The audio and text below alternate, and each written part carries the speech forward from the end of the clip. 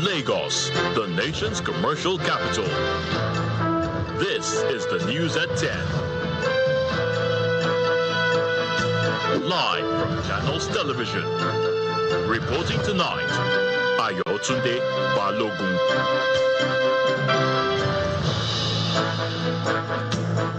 Hello and welcome tonight.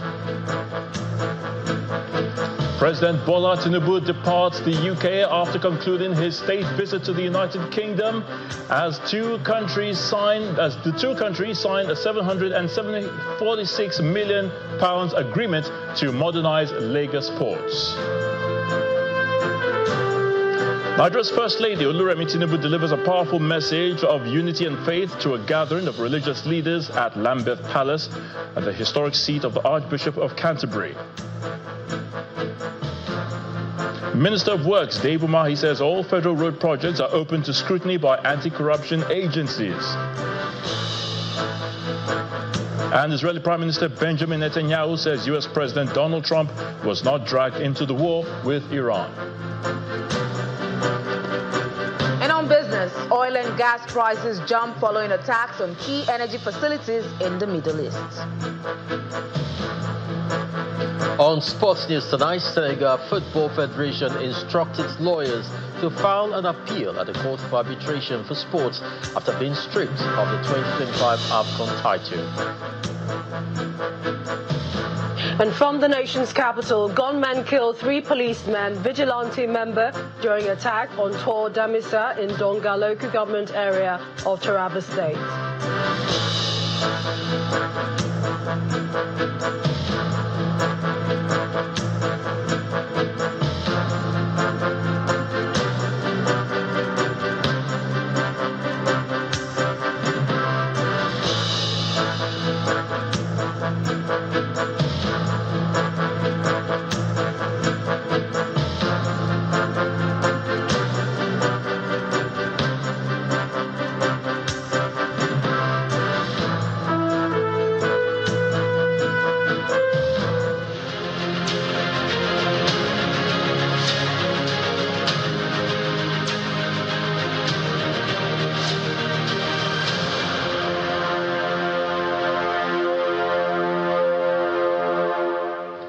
President Bola Tinubu has departed the United Kingdom on the conclusion of his official state visit as he returns home to Nigeria.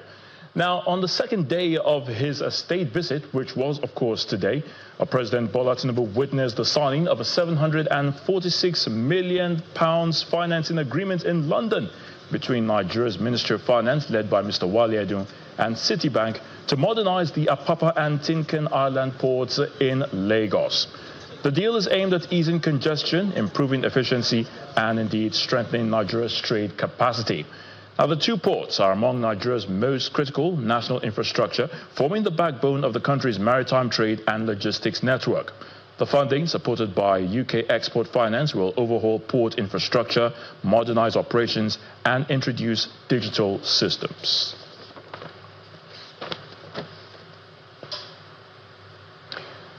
Now, with the signing to revamp the Lagos port sealed, President Bola Tinubu then proceeded to engage in a high-level meeting with the British Prime Minister, Keir Starmer. The president was welcomed at the ever-familiar door of number 10 Downing Street as conversations revolved around bilateral relations between both Nigeria and the UK. Our correspondent, Amarachi Ubani, now reports. Day 2 of President Bola Tinubu's state visit to the UK centered around settling down to business. He said goodbye to King Charles and Queen Camilla and headed for number 10 Downing Street, where he met with the British Prime Minister Keir Starmer, who was waiting for him, standing on the red carpet that draped the steps to the entrance. Both men posed for pictures before President Tinubu was invited in. Mrs. Starmer hailed the state visit by the president as historic. We have a lot of work that we already do on the economy, on defence and security, but today is the opportunity to take that to another level. What we are facing is not a small challenge. Currently, The entire world is challenged. And Nigeria is not immune, so is Britain is not immune.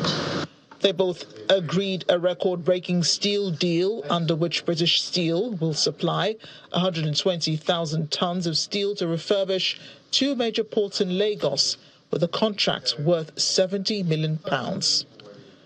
Earlier in the day, President Tinubu witnessed the finalization and signing of a £746 million financing agreement.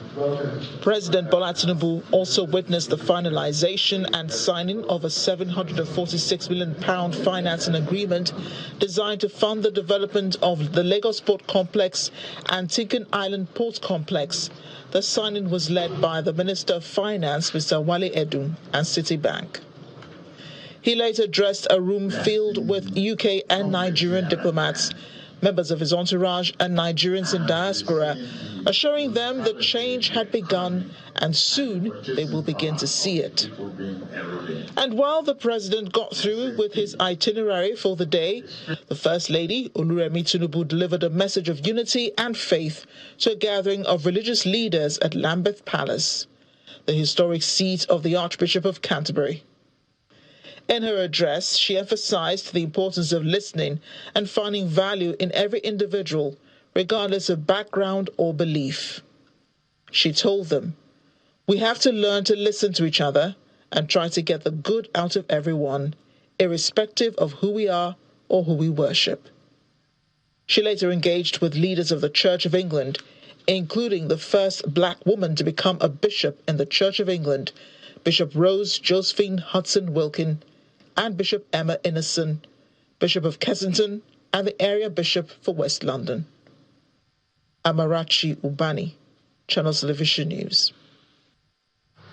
And still with Nigeria's relationship with the United Kingdom, expectations are rising higher for more positive outcomes of President Bola Tinubu's state visit to the UK. The Director General of the Lagos Chamber of Commerce and Industry, Mrs. Chinyere Almona, who was a guest on our Business Morning program, listed some of the expectations that the historic visit will bring for Nigeria, besides the £746 million agreement signed to help upgrade the country's port facilities in Lagos. The issue of port challenges have been one of the bottlenecks for manufacturers because there's a long, drawn-out time for your cargo to be in the port, the problems, the cost associated with it. With this modernization project, we want to see that that cost is eliminated. So cost of doing business hopefully should drop.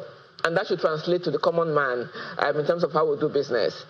Also, for manufacturers, there will be ease of bringing in, let's say, raw materials for their production facility. So these are some of the things that we want to see.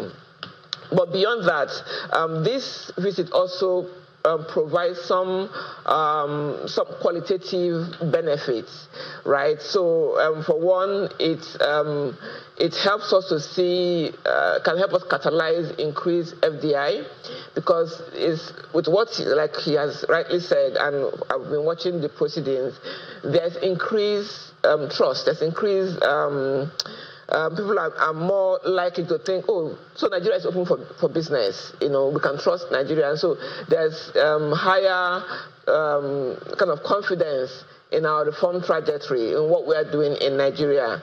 And that confidence then can, be tied into increased FDI flows. I also believe that this provides a platform for Nigerian businesses to be able to explore how do we integrate effectively into regional and global value chains.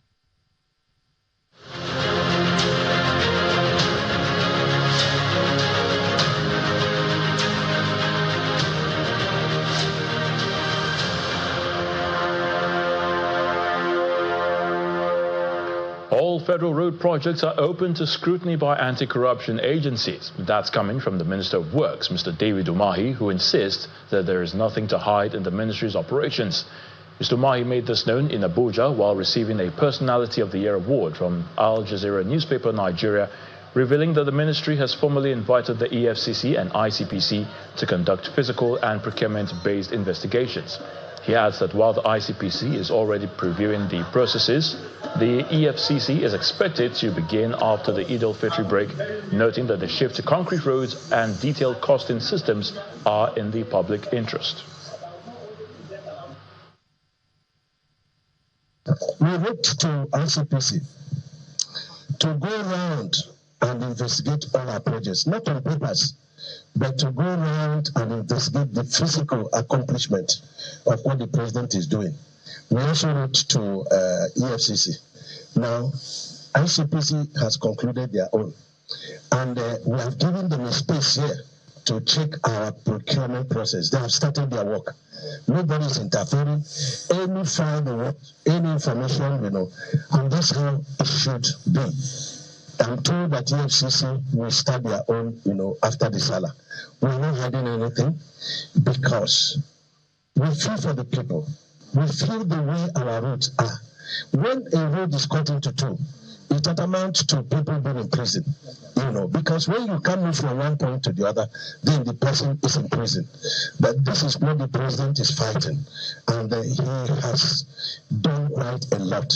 And whatever road that we are building now, mostly on concrete, is going to last 100 years, and there will be no maintenance.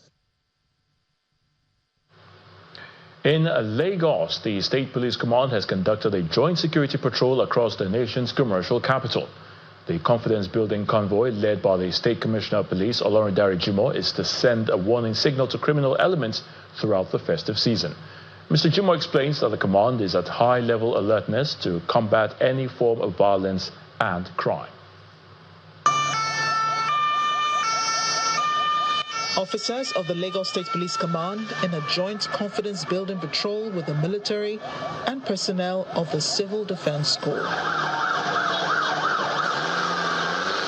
The convoy is led by the Commissioner of Police, Olorundare Jimoh, in a show of strength for combat readiness and visibility for any unforeseen situation.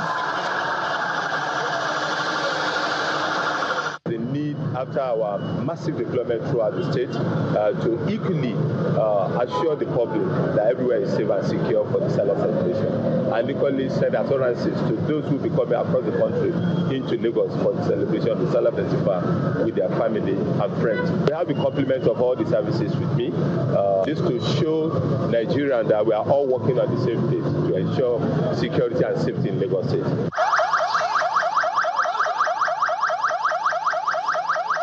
Their first port of call is the densely populated Agege community, as the state police boss gives a reason behind their mission. Youths who are too lumps and miscreants on both sides of the divide of Agege coming to attack themselves around this area.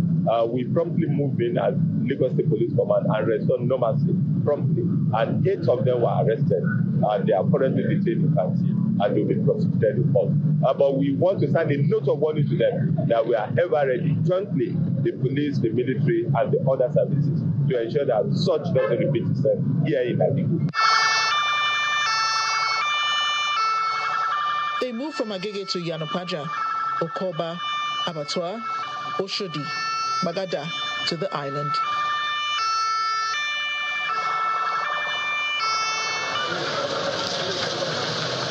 The team make a stopover at the CCTV control center along the 3rd Mainland Bridge corridor, where Mr. Jimoh assesses operations of the monitoring team.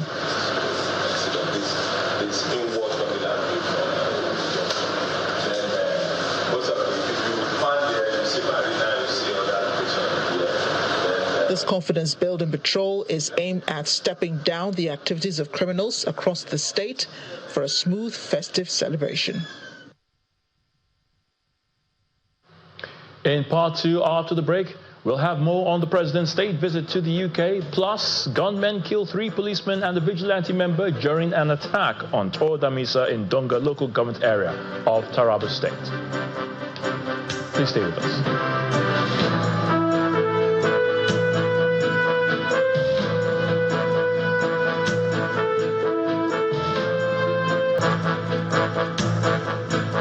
Welcome back. If you've just joined us, you're watching the news at 10 live on Channels Television Lagos. A reminder of our top stories.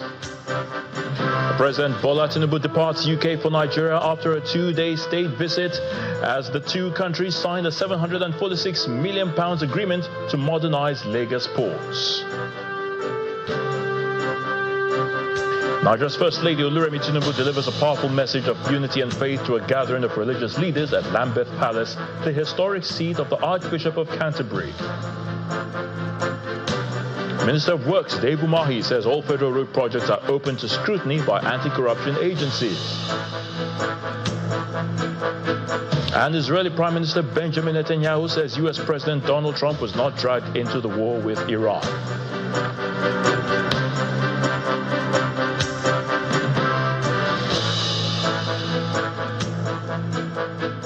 Now for more on the President's activities at the state visit to the UK on day 2, of course, our London Bureau Chief Juliana Olayinka gives us a wrap-up of the day's events. UK-Nigeria state visit has now formally concluded, bringing to a close 2 days of high-level diplomacy, royal engagement and economic deal-making between London and Abuja. Today's programme shifted from the ceremonial setting of Windsor to a more commercially focused agenda here in London. At the centre of that was a major financing agreement worth around £746 million involving Nigeria's Federal Ministry of Finance and Citibank, aimed at supporting the expansion and modernisation of Lagos port infrastructure, a critical gateway for trade in West Africa. The deal is being seen as a strong signal of investor confidence in Nigeria's reform agenda and a clear indication that this visit was as much about capital flows as it was about diplomacy. The President also engaged directly with the Nigerian diaspora at the Tate Modern, where he outlined his administration's economic priorities, from stabilising the macroeconomic environment to attracting long-term investment and positioning Nigeria as a leading destination for global capital. But to understand the significance of today, it's important to look at the visit as a whole. Over the past 48 hours, we've seen a deliberate shift in tone from historic ties rooted in the Commonwealth and shared history to a more modern transactional partnership focused on trade, finance and infrastructure. The ceremonial welcome at Windsor Castle, hosted by the King, underscored the importance of the relationship at the highest level. But behind the pageantry, the real focus has been on resetting UK-Nigeria relations for a new economic era. Juliana Olayinka reporting for Channels Television News in London. Right, we're now back home, and of course, let's head to the nation's capital, where Millicent Walker is standing by to give us the latest from our Abuja studios. Over to you, Millicent. Many thanks, Ayotunde. And we begin here with security in Taraba State, where at least 3 police officers have been killed by gunmen suspected to be bandits in Tor Damisa community of Donga local government area. A 6-year-old chairman of the vigilante group in Tor Damisa village was also shot dead by the bandits. The incident was confirmed via a press statement issued by the acting police public relations officer, Taraba State Police Command. According to the statement, the operation followed a distress report from a resident of Tor Damisa who reported that armed men suspected to be bandits had attacked Sekwe village. It adds that upon receipt of the information, a team of police officers led by the divisional police officer of Donga, alongside operatives of the special force, were deployed to the scene to restore order and protect residents. Meanwhile, security operations are ongoing to track down and apprehend the perpetrators of the heinous attack. The command urges residents to cooperate with security agencies by providing timely information that will assist in bringing the culprits to justice. Ahead of the Eid al-Fitr holiday, the Nigerian Railway Corporation says it has recorded a high turnout of passengers on the Abuja-Kaduna train service. Speaking to Channels Television in Kaduna State, the station manager for the Rigasa train station, Mr. Mohammed Kabir, refuted security concerns, stating that Monday's train collision incident did not disrupt the service. Our correspondent Kumbi Aboluwade has more. The elderly, middle-aged and kids arrived at Ido train station in Abuja with their luggages for a singular goal: to board a train to Kaduna State.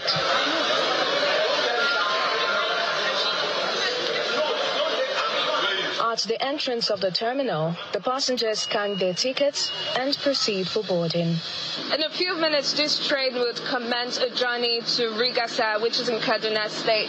And for some of the passengers who will be boarding this train, it's not just another journey, but the beginning of the celebration of Eid al-Fitr.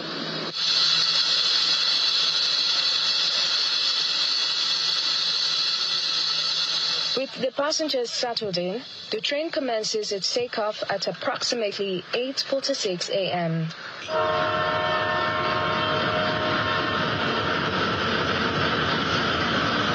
The Eid al-Fitr celebration runs into the weekend and affords residents the opportunity to spend the holiday with their loved ones. Some Muslim faithful share their thoughts on the significance of the season. Peace, prosperity, family coming together. We're going to pray. We have prayed for this insecurity to end. We are praying to see that, and we're hoping to see that by the end of this Ramadan, inshallah. We have to come together despite our religion. We shouldn't show the differences. We urge all the Christians to celebrate the Eid al-Fitr with us. And the Easter is even coming, and we are going to celebrate with them too. Today is the 30th day, so the fasting ought to be maybe for 29 days or 30 as the case may be, depending on the moon sighting. And yesterday the moon was not sighted, so it means we have to complete 30 days, which is today. So tomorrow will be the end of Ramadan and beginning of another month of Shawwal. We should be seen as brothers, keepers. We should be seen to be working as one entity, regardless of whatever religious faith, because we cannot live in isolation. Children are not left out as they look forward to have fun times during the festivity. I want to go and celebrate Eid with my family and my friends. I look forward to delicious food, nice occasions, and more. The message of the season resonates with non-Muslims on board. You're a Muslim, I'm a Christian, but the key thing about life and for us as a country is a need for us to be united irrespective of religion. And the message of love is what I have for everyone. Hours later, the train arrives at its destination in Rigasa, Kaduna State.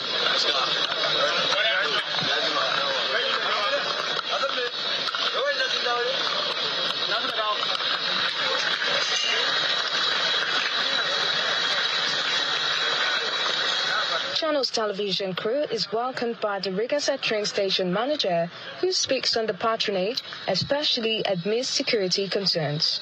Before now, in this fasting period, the customer turnout was very low. But towards this ending, the customer turnout has increased rapidly because people are traveling for Salah. And the operation has been smooth so far. In terms of security, everything is okay. Everything is okay. We don't have issues with security at all. We arrived at the Rigasa train station in Kaduna State approximately 11:32 a.m. And for the Muslims, Eid al-Fitr is one of two major holidays celebrated in the Islamic religion worldwide. And the message is very clear for some: peace and unity regardless of religious divides. From the Rigasa train station in Kaduna State, Kumbi Aboluade, Channels Television News. Well, that's travel on land. Let's look at travel by air. Passenger traffic at the Lagos airport today remains steady, with no unusual surge typically associated with festive periods. Yet we understand passengers at the airport have expressed mixed reactions to the enforcement of extra luggage charges, with some describing the policy as necessary, while others see it as an added burden on travellers. The usual rush at the airport is nowhere in sight. The Muritala Mohammed Airport 2 in Lagos remains calm, with passengers moving smoothly from check-in to departure. The airport board shows many flights have departed. Airline counters operate efficiently and fares hold steady despite rising fuel costs. The policy of buying cheaper tickets ahead of flight days is in high effect. When you book like 2 weeks ahead for this trip I'm going now, it will be cheaper. So when you now want to book, maybe the event is tomorrow and you now want to book today, it will be on our side. So we wish that it can be, same as when you book before, same price, same varieties. That's my own little observation. Some airlines we don't go near because we know that the experiences have been bad, and there are some that try their best to always be on time, and those are the ones we focus on. And book early, you get it cheaper. Passengers describe services as smooth and well coordinated with minimal delays. From Terminal 2 to the General Aviation Terminal, where the same situation holds sway. However, excess baggage charges is a big issue, with the 1,000 naira per kilogram fee drawing mixed reactions from travelers. I'm getting 47. So the other remaining 27. They have to say, they told me that one is 1,000, 1 kg. So I feel it's bad because not everybody can afford it. If I can afford it, what of the next person? 1,000 naira per kilo. I think it's fair. I got my ticket for like 90 something, 95 or 96 airpiece, which I think is fair. It's a bit fair. For now, both airports visited remains on a steady course with normal traffic and stable fares as passengers continue their journeys without disruption. Bukola Joe Oketumbi, Channels Television News. Over in Kogi State, Governor Usman Ododo has urged contractors handling the proposed Zariagi International Airport project to strictly comply with all contractual terms to ensure the delivery of a high-quality project.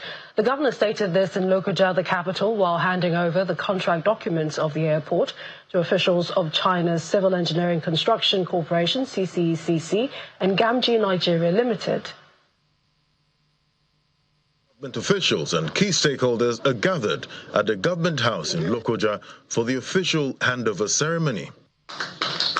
Representatives of China's Civil Engineering Construction Corporation and Gamji Nigeria Limited are on ground to receive the contract document for the construction of the proposed Zariagi International Airport, following a rigorous procurement process by the state government. We are here to present to you the award letters for the companies that have emerged from a very meticulous, a very proper, a very thorough procurement process. While appreciating President Bola Tinubu for approving the airport project, the governor insists that an airport in Kogi State is not a luxury but a necessity. He recalls historical records of aircraft landing at Kaba airstrip as far back as 1955, underscoring the long-standing need for air connectivity in the state. Kogi State, let me tell you, the first airplane that landed and touches ground in this country is here in Kogi State. And if that state is not having an airport, it's an indictment to all of us, not only we the people of Kogi State, but the entire people of this country. We don't forget history. I thank Mr. President for his approval for us to have a very standard, world-class international airport. Governor Ododo also stresses the importance of quality delivery, warning that substandard work will not be tolerated while assuring contractors of prompt payment upon satisfactory completion. We need to offload or off-take the pressure on our international airports in Abuja. We need to reduce that pressure. So we are available here so that any time you're coming from China and of course across the world, if Abuja is choked, it is just a diversion. You land here. Following his remarks, the governor formally presents the contract document to the representatives of the two firms. Still ahead on the news at 10, oil and gas prices jump following attacks on key energy facilities in the Middle East. That's on Business News. Please join us again.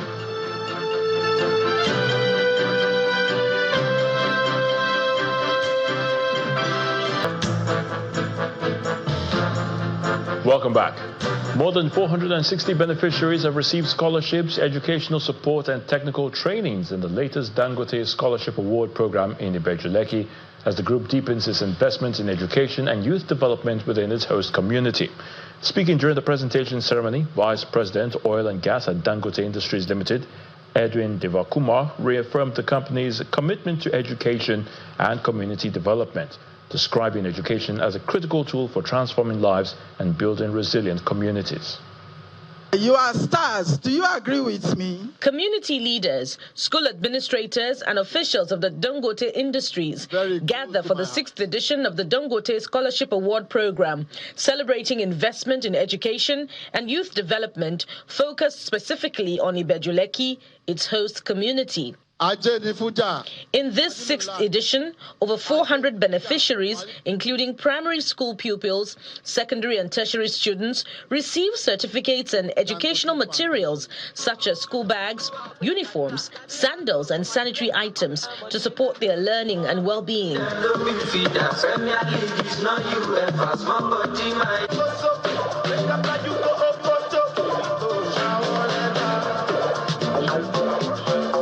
For the Vice President, Oil and Gas, Dangote Industries, Mr. Edwin Devakuma, each beneficiary represents a dream supported and a future made brighter as the company continues to prioritize education and skills development.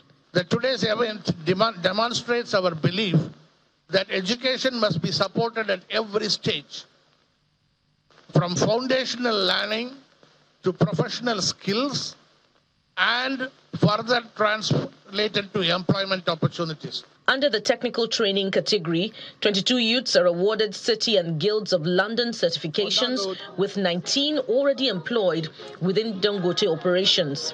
After completing the course for good 2.5 years, I have been one of the first person being called by Dangote Group, given an employment to at the fertilizer company. And I'm still very, very optimistic that I am not going to stop it here, because now I am very, very happy being in the Society of Engineers, and I'm still going to continue to furthermore. A measurement of our success is from the fact that how they are getting employed after their education and how they are growing up in the career. Take Obajana Cement, it's the largest cement plant in the world, and the person who is the head of the entire production and process is one Mr. John Wong, who joined our textile mill as a colorist as a fresh from the college. So we trained, and today he has grown to that level. So we train, help them to grow and monitor how they are. Organizers say since its launch in 2019, the program has supported over 3,700 primary and secondary school students with learning materials and educational kits. This really shows that they respect the host communities and they know what the host community wants and which they are doing presently. And I hope by the special grace of God, we will cooperate with them. Since we've been cooperating, we will keep cooperating, and I will believe the sky will be the beginning. As the initiative continues to expand, stakeholders say it remains a vital platform for nurturing future leaders while contributing to education, poverty reduction, and decent work opportunities within host communities. In celebration of the World Oral Health Day, Unilever Nigeria PLC, producers of Pepsodent toothpaste, is reaching out to primary school pupils with its Do the Two Brush Day and Night campaign, with a visit to Timidire Primary School in Alomosho local government area of Lagos. And teachers and pupils were treated to an afternoon of fun, which also served as a moment to share vital knowledge on how best to maintain a good oral health.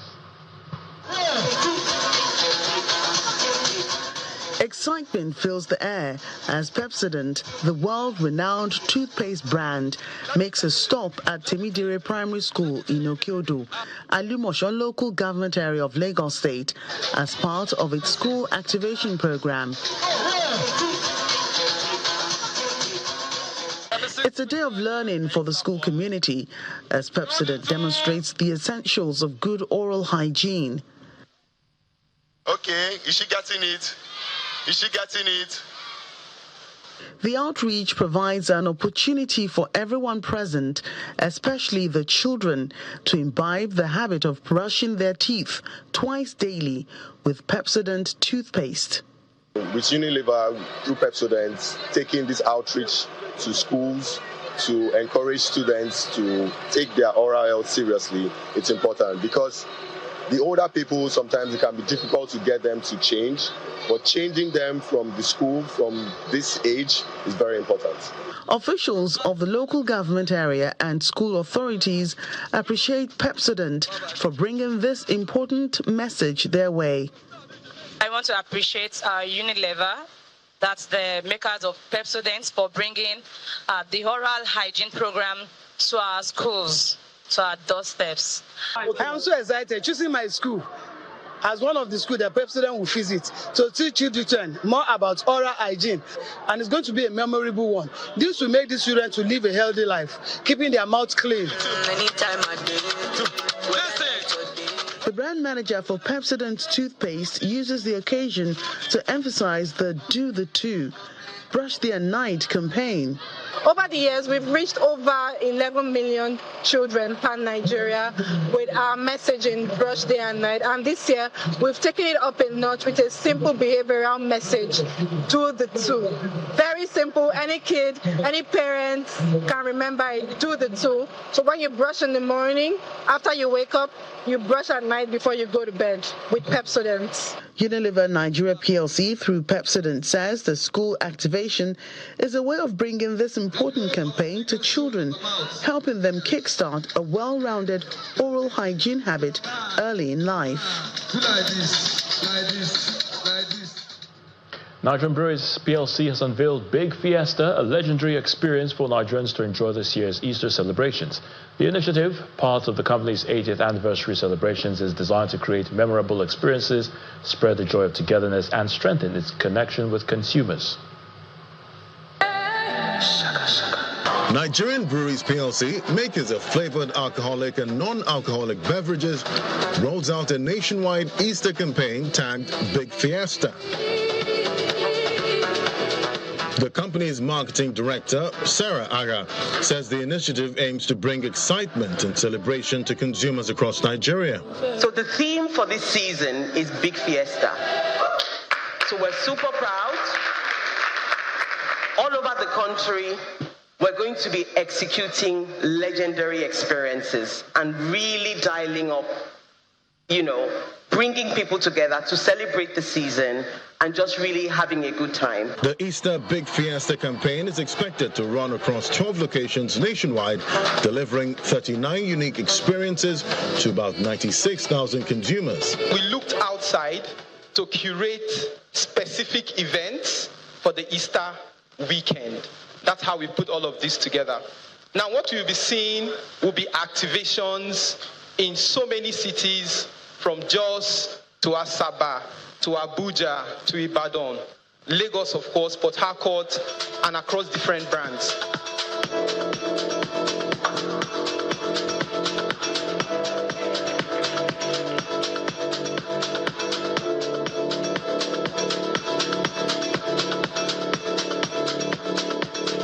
Fiesta is set to feature engaging activities, entertainment, and brand interaction aimed at connecting with customers. Nigerians are going to have a great time. They're going to have a lot of fun. There's going to be a lot of dancing. There's going to be a lot of music. And they're also going to be drinking. What an amazing portfolio of brands. Maltina, Gold Carlsberg, the Heineken brand, Desperados, Legend, Life, Amstel, all across the country. We've been in this country operating for 80 years, and our belief is that we're going to be here for much, much longer. So this is really about winning with Nigeria. This is about standing with Nigeria. This is about believing in a country and giving opportunities to young creatives, to people who really shape pop culture, and to really have fun. It's been a bit quiet, you know. The year has been a bit quiet, and in Nigerian breweries fashion, we like to do it big, right? And that's why we want to shake up the country again, irrespective of everything that is happening around. Our company purpose is to brew the joy of true togetherness, and that's what we really want to do every day, because we believe that Nigerians deserve joy every day. As Nigerian Breweries PLC marks its 80th anniversary, the company says it will continue to create legendary experiences celebrating Nigeria's music, fashion, art, and vibrant pop culture. Let's get the very latest from the world of business. Here's Will Ibom.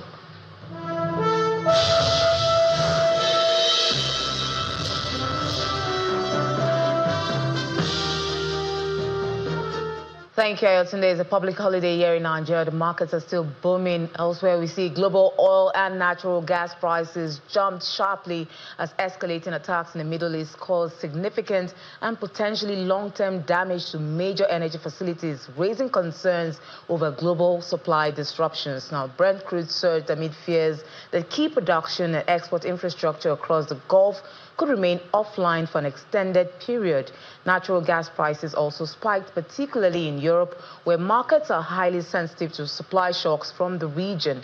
The latest escalation follows a series of coordinated strikes targeting critical energy assets in both Iran and Qatar, including gas processing plants and export terminals. Analysts say the damage could take months or even years to fully repair, depending on the extent of the destruction. Now, as the ongoing war between the United States and Israel against Iran intensifies, there's an urgent need for African countries to redefine their trading in order to take advantage of the situation which is affecting major economies around the world. Now, this is the perspective of the Chief Executive of the Africa-Canada Trade and Investment Venture, Ken Oguzie, who was a guest on Business Morning. Mr. Oguzie also listed some benefits that await African nations from choosing strategic partners for their trade relations in the future. I think the bigger question is, what are we doing around sustainability? How can we start ramping up on local production? How can we empower our local producers, our manufacturers? How can we address some of those critical fundamental issues that can position us, rather than always thinking about the fact that, okay, let's find new trading partners? Because when we talk about trading partners, most of it is import partners, not even export partners. So that in itself is a huge concern. And I agree, of course, there's been a lot of economic and strategic realignments. People are looking for new partners.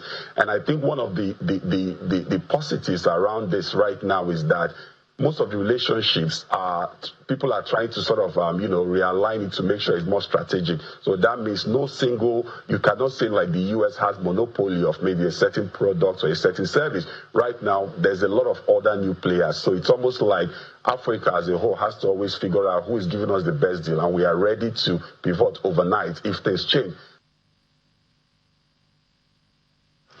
And the World Bank is ramping up efforts to support job creation by focusing on sectors that can withstand the disruptive effects of artificial intelligence.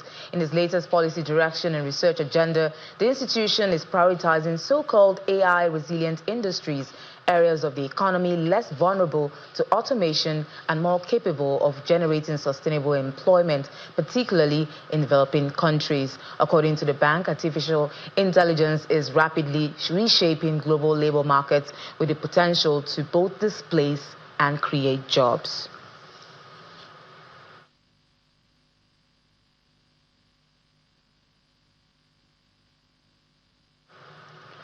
And that's business news. It's back to Ayotunde for more on the news at 10.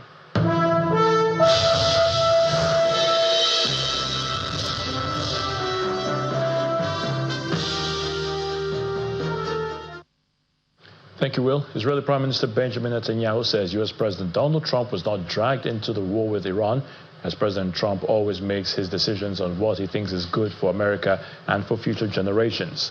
Meanwhile, Iran has vowed to act with zero restraint if attacks on its infrastructure in Tehran continues. Here's Simon Pusey with more international news and around the world in 5 from our London studio. Good evening and welcome to the Channel studios here in London with your international news around the world in 5. The price of gas has risen sharply across the world following an attack on Qatar's Ras Laffan energy complex. Qatar's Prime Minister says strikes on the facility are a very dangerous escalation by the Iranians and demands an immediate end to attacks. The UK, France, Germany and allies have condemned Iran's attacks on civilian infrastructure and called on Tehran to stop its threats to vessels in the Strait of Hormuz. Earlier in a strongly worded post, Donald Trump warned Iran against further attacks in Qatar, writing, "The United States knew nothing about this particular attack and the country of Qatar was in no way, shape or form involved with it, nor did it have any idea that it was going to happen." I haven't picked up your language, so the next time you come, I'll have your language mastered. Japan's Prime Minister Sanae Takaichi has met with the US leader Donald Trump days after his calls for allies to help secure the war-stricken Strait of Hormuz went largely unanswered. The 3-day visit to Washington is a chance to talk trade and deepen the US-Japan alliance ahead of Trump's diplomatic trip to China, which has now been postponed because of the war. The topic of the war is likely to overshadow the meeting between Trump and Sanae Takaichi, which is shaping up to be a test of the friendship between the two leaders. We don't need much. We don't need anything. I mean, honestly, we don't need anything from Japan or from anyone else, but I think it's appropriate that people step up. In the case of Japan, I hear they get more than 90% of their oil through the strait, so that's a big reason to step up. The Democratic Republic of Congo and Rwanda have agreed to take concrete steps to ease tensions amid a stalled peace process after talks hosted by the US in Washington. Conflict in Eastern Democratic Republic of Congo has continued despite the two countries signing a peace deal with US President Donald Trump last year.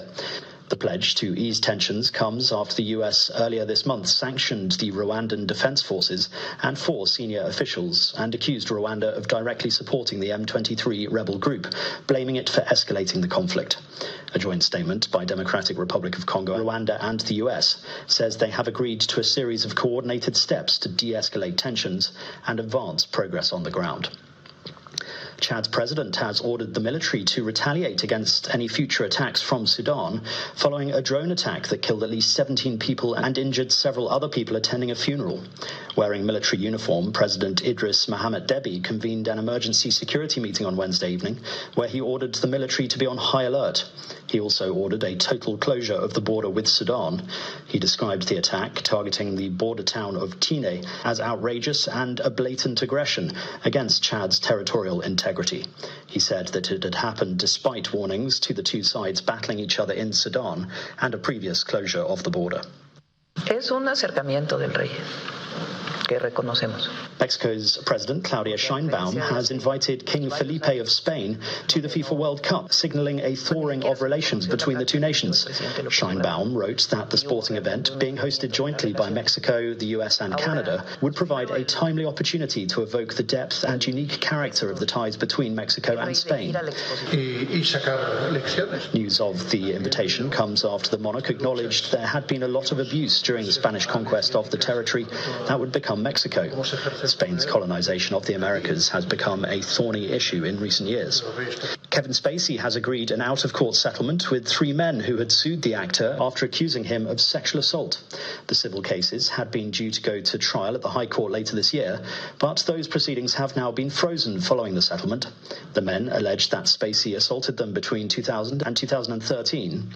The Oscar winner denies all allegations of wrongdoing. He was separately cleared of 9 sexual offence charges at a criminal trial in 2023. And Jesse Holmes has won his 2nd consecutive Iditarod trail sled dog race in Nome in Alaska. The former reality TV star completed the roughly 1,000-mile course in 9 days, 7 hours and 32 minutes. As this year's winner, Holmes received an $80,000 prize. He made his Iditarod debut in 2018 and has competed every year since, earning 5 top 10 finishes in addition to his 2 victories. And that's your international news around the world in 5. Now back to the Channel studios in Lagos.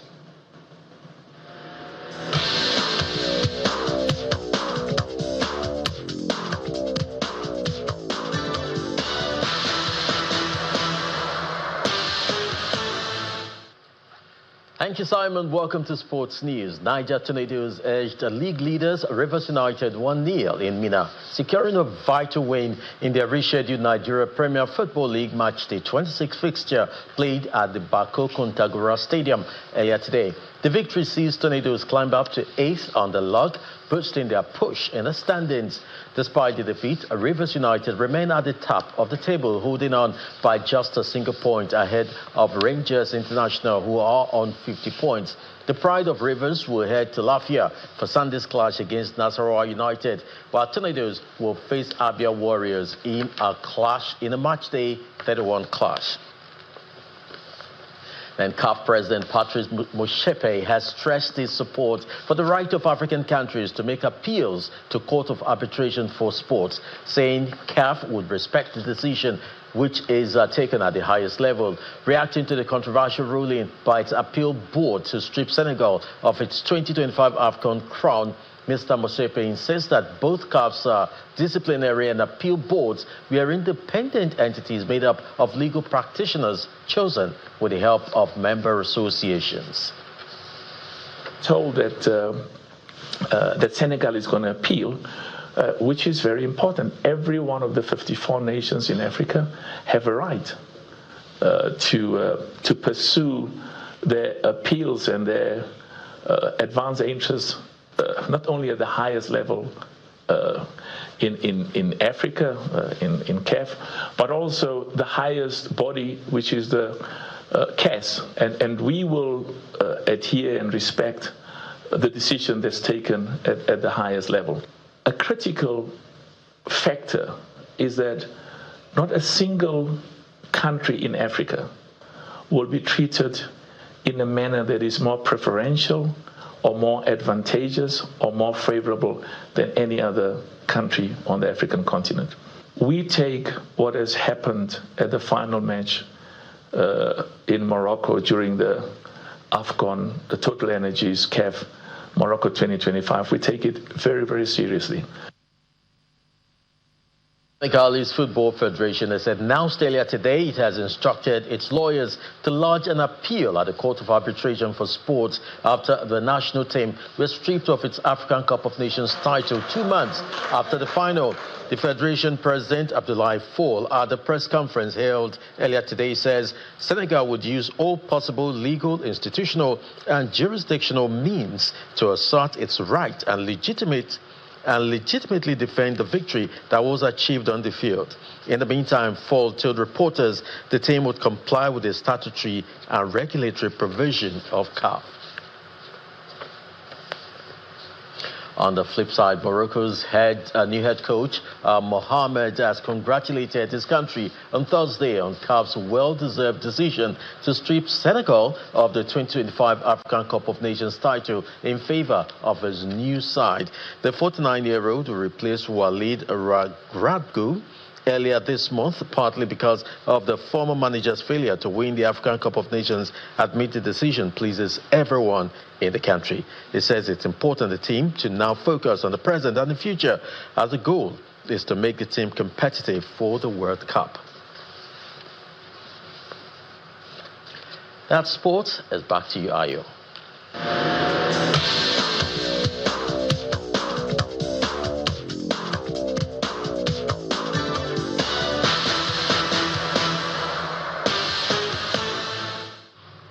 Many thanks, Chris. And the main news again.